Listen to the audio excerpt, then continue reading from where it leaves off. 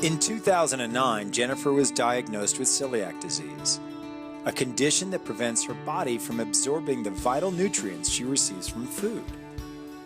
Halloween is an example. There's nothing that, other than it's fun. But for someone who has celiac, they have fears. Every day, this is what I try and express to people. Realize that food, you need to live. So with celiac disease, unfortunately, people need to realize that everything that you put in your mouth is potentially harmful. So every bite you go to take has to be scrutinized, has to be thought about, you have to know where it comes from, who made it, where it's made. It is so stressful and so fear-driven that it takes all the beauty and fun out of food, out of the experience, out of the holiday, out of the dinner, out of the party, because you're constantly on edge. Is that how you created This place? Yes, absolutely. Because to see, I don't know if you saw this little girl that came in before. Her and her mom came in yesterday, and she has celiac disease, and you could see her skin is peeling off right in here because she's obviously dealing with other allergies, I would imagine. And she came up, and her mother was so happy that she could pick anything. Well, you wanted the bagel was delicious, right? Yeah, I want the bagel, that. Whoa, you want lots. Like she could have anything, and the kid was just like, you know, to know that they're completely safe. It's a moment for them to go, You got Halloween treats too. Yum. everything is made to feel as though you're home. In a kitchen from yesterday, your grandmother, an old-fashioned store when food was simpler, when food was cleaner, when food was fun. So I wanted to make sure that this place was just a place they can come in and their parents know that their kids are safe. The woman comes in who's been glutenized so many times, or glutened, knows that they can trust what's here. Describe for me your life before you knew you had celiac. I was always sick, but I saw my mother. I always just say my mother would carry with her a bag of tricks. And in the bag of tricks was Valium, smelling salts, crackers, ginger ale, nausea medication, diarrhea medication, like constantly.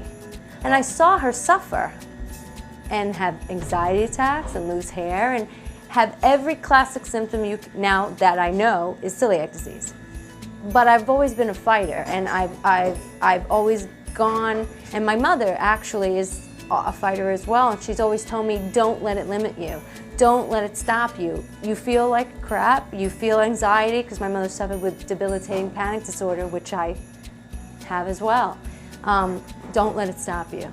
Keep going. So I always did. So I did live my life, but it was always at a cost to me inside, because I knew I will tell you this, there was never a time, and still now, where I was like just at peace. So picture always fighting internally, like I'm gonna go on this job, I'm gonna do this job, I'm going to have my career. I feel ill and I feel like I want to pass out, my hair's falling out, but I'm gonna go. That's what I saw, that's what I was taught, and that's what I knew.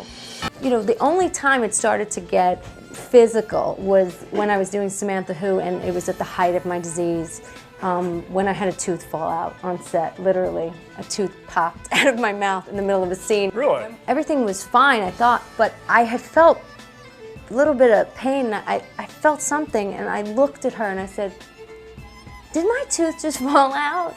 And she went, yes. I did the rest of the scene like this, and then they sent me to the best, you know, dentist in LA, and they capped all my teeth that probably did me in even worse. And 2 weeks later, I got a diagnosis.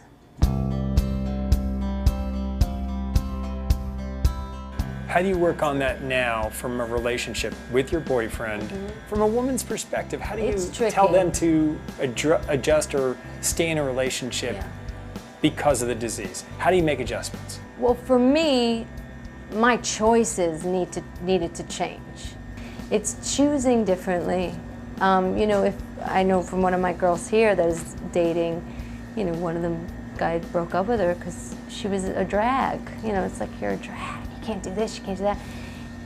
Is it hard to hear? Yes, because it's not something that she asked for, it's something that I asked for to have this disease. Absolutely not. It's not easy or fun, and I get it that it's very difficult for the spouse or the other or the partner. In saying that though, it needs to be 50-50.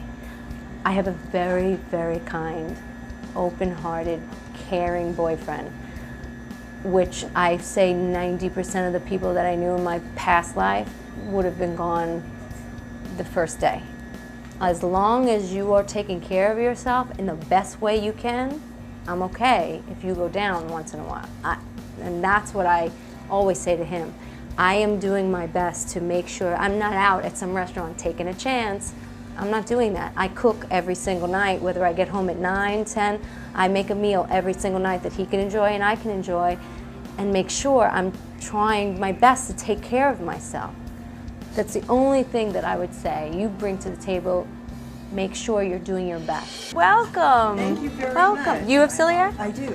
Did you just find out? No, it's been since '97. Wow. That's great that you found out though, because it's so, oh my God, because I knew. A long time without finding That's what out. I mean. Yeah. And they found out. That's wonderful. Yeah. I cry for certain people that come in. I feel awful for them because I get it. I get what they're going through. Or I'll see something on the news and it stays with me. I don't like injustice. It makes me very uncomfortable and very sad. So that's what motivates me. If we can get one message across, and this is huge, and people need to understand that this is a serious disease. And when you ask for gluten-free in a restaurant and you are not gluten-free, the more we have people not being able to decipher if this is an allergy, a fad, or a disease, our community is getting sicker and sicker and sicker. I ask you to be responsible about this disease. Never before has a disease been so misunderstood. It is what it is. I'm not whining, but I'm asking people to be responsible and respectful for the people that suffer with this disease. It is not fun, and it is not easy, and it is not a fad. And that is enormous to me.